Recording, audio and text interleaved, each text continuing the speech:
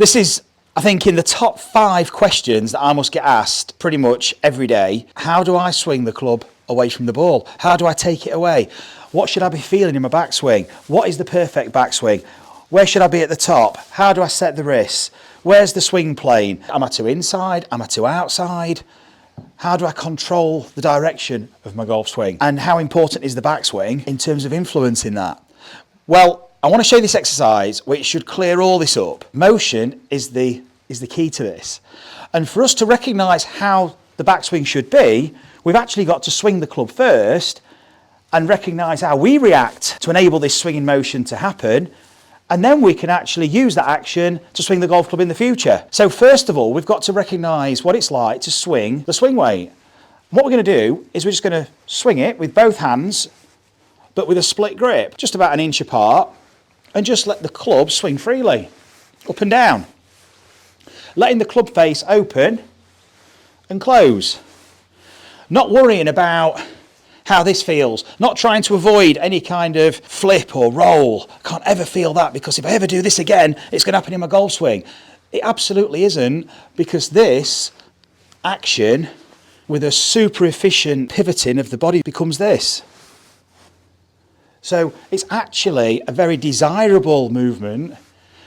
It just depends how we're using our body and how we're sequencing. If I use the body as a pivot and go much earlier, then this starts to take effect. If I don't use the body, then this is going to start taking over. And then it starts to look like this, and then we get the dreaded kind of chicken wing look. And then it's like, oh, we've got to do everything we possibly can to avoid that. So then we start firming up the grip, firming up the arms, and trying to make movements to try and ensure we never ever move into this territory. But inevitably, when we try and create speed, because we're not actually recognising how we should use our body and synchronise everything, we always end up with this back on the video. So let's first of all just feel the swinging of the club. Back and forth. Just let that club swing freely, because this particular exercise is all about the backswing. So don't worry about what's happening in the follow through here. It's just about getting the swinging action of the club. So there's a semicircle kind of taking place. Just feel the arc. Feel the club open and close. So the roll of the wrist here is just to snap the club closed and snap the club open. And what we're going to do now is we're going to let the trail arm, my right arm, here in this case, we're going to let this slide up the shaft of the golf club. So I'll show you this from down the line. Just let it slide up. And when you're there, hold it there and bring the right hand down. And you can feel now the relationship between the right and the left hand and the organisation of the arms to swing the club head. But this has been formed through fluid motion, through the intention of just swinging the club. So therefore, it's going to enable the swinging of the club when we actually action it for real. What we're actually experiencing here is just a freewheeling action, and the right arm, the trail arm, sliding up the golf club without trying to steer it, guide it, manipulate it. Just let the wrist essentially hinge back on itself and let yourself slide it further up the shaft of the club. Feel this width here. Feel the swinging of the levers. And then bring the right hand back down to meet the left. And you can see how everything has just formed a natural lever system that is loaded, ready for us to sequence and release on the way down. These loading patterns can take care of themselves. We've just got to enable them to happen. Well, what I want you to do now is try a half swing with it. So even shorter, but I want you to speed it up a little bit. I want you to throw it back and let the right hand slide up really quick. Notice the deceleration of the club. And then bring it down, and you can feel how early this club cocks the wrists, because it's the weight of the golf club that's cocking the wrists. It's not you.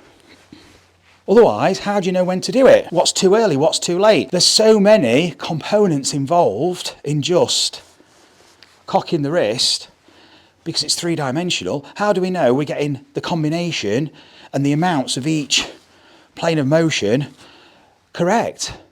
How is this all fitting together? Well, we don't need to worry about that because it's just like swinging a tennis racket or a table tennis bat or throwing a ball. We don't think about how we're leveraging our joints to load the system, to then switch the body on and use the body as a pivot to fire it all.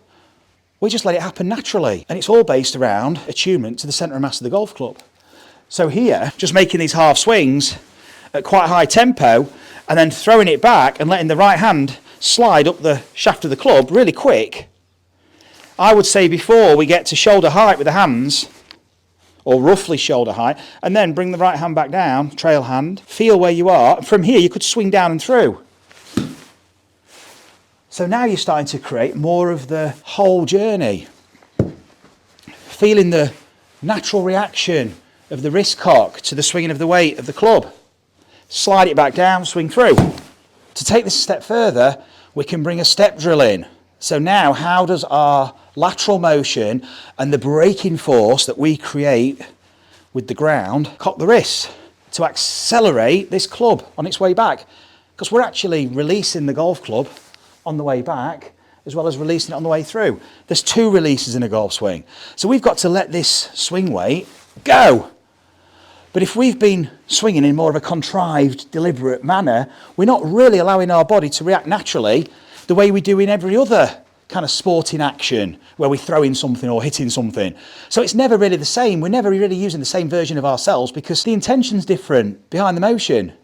So what we're actually doing with this exercise is we're getting closer with our action to our intention. So here, this can be a bit of a tricky one. We start with the feet together and we use that same action we've just been doing with the arms, but we're going to take a step back first.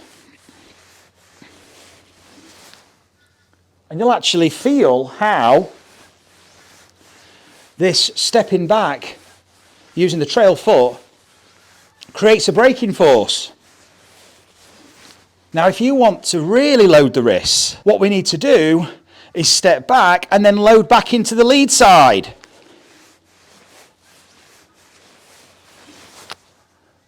And let the right hand slide up the shaft of the club. And then bring the right hand back down. And you're really feeling now a loaded system. Loaded into the floor, loaded levers, ready to push off.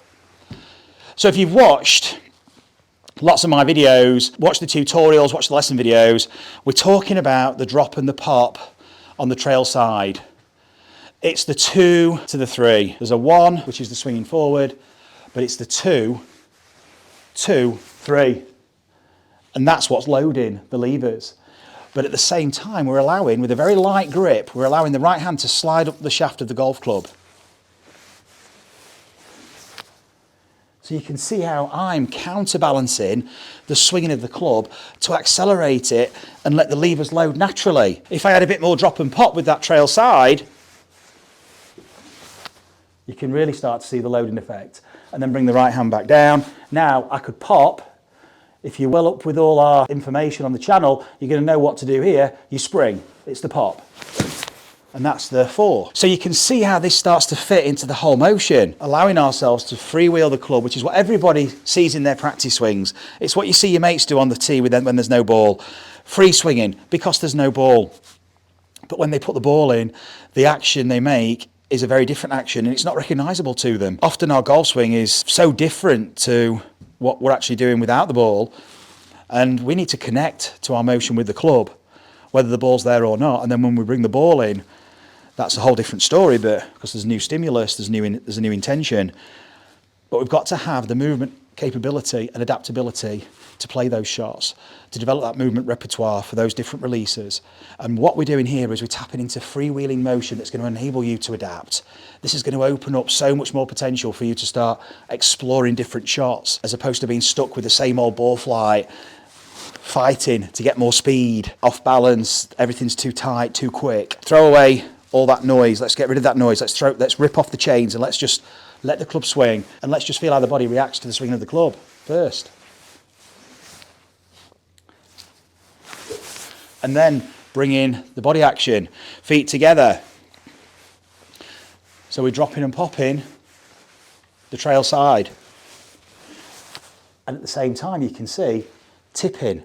So if you've seen the GRF exercises, if you've got a GRF board, you've got the perfect tool for this exercise. If you haven't got one of these, no problem. A piece of wood and a golf club or any kind of dowel or stick will help. But if you've got a board, all you have to do is start on the lead side, swing the club back and forth. And what I'm going to do now is I'm going to rock the board back and then forth, back to the target. And it loads the levers. I've let my right hand slide up the club shaft as I drop back to the lead side. This is still sliding up the shaft of the club there as I drop, but it's naturally going to be resisted through the body movement. And then bring the right hand back and look at this, loaded lead side, loaded levers, ready to push off and react to that vertical force. No holding of positions. The body tensions itself naturally through changing direction. And this is a natural spring load, which is just going to recoil and let the body fire. What we're doing is we're creating the opportunity to tap into your speed, tap in to that lag, which is what we want for time in the swing. Effortless power and control, because now the club's lagging, it's in a much more stable state. As soon as this club starts to overtake the pivoting of action of the body, you're now having to tension the arms to control the face, because essentially you've let go too early and you've got to control the swinging mass in space and try and play some kind of golf shot. When it's behind, there's a natural tensioning taking place just through the rotation of the body. So it takes care of itself, and suddenly you get a sense of more controlled, consistent golf shots. But that's down to a more efficient movement of the body. That's recognising the freedom of the swing of the golf club, and then how we react with our body to enable that to take place. So now there's an understanding of how the body's moving. What you can do then is, without sliding the hand up the club shaft, you can just do it without. And start to change direction. Notice how I'm counterbalancing the direction of the club, which actually accelerates it in the opposite direction. It loads the body even more, creates more lag, creates more load. The body is really primed, ready to push off and fire in that direction. Now, how do we start this? Because that is part of this whole question. Well, we actually don't really start on our lead side. We start on our trail. But that doesn't mean we actually just set up on our trail side. What we do first is we paddle the feet and we move in from one to the other. And then we start to let this settle down. And then with this natural momentum created from this little shift from side to side, you can see already there's a counterbalancing effect with the club. Once I start to shift a little bit more and change direction quicker, the force increases. I'm creating more swing. All I've got to do is let this go. That is already underway. All you've got to do now is decide when it's time to go.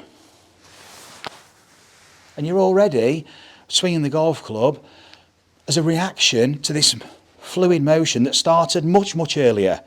The golf swing, the takeaway on the timeline of the swing events, is much further down the line. There's a lot happening before, and these exercises are allowing us to tap into these motions. Watch the tour players on TV, watch their mannerisms, watch their behaviour as they're setting up to the ball. There's lots of movement going on, shifting, waggling, some very subtle, some much more obvious. But you'll notice they're moving, they're creating these forces, and then they're reacting to them. And we're all mesmerised by how the club's moving, but really that's just a reaction to what's preceded. So guys, I hope this has helped to free up the notion of what a backswing should be, because we've been so constrained in how we're thinking about taking the club away. Too much on the inside, too much on the outside. We've set ourselves such limitations, our parameters are so tight that we've never really explored our true movement potential. And actually, when you start to use your movement potential, the whole thing starts to look as originally intended. These motions that you see, the cocking of the wrists, the kind of on plane, all this business, this stuff starts to happen automatically because you're letting this thing swing. So guys, try this exercise at home. and give us your feedback. Send us your videos, tag GRF Golf, use Facebook, Instagram, and we'll give you some feedback and help critique what you're doing so we're getting the very best out of your exercises. We're going to try and answer as many of your comments as possible and help guide you in your particular direction to help get the best out of these exercises. Get the club swinging freely, recognise how you react, and you're on your way.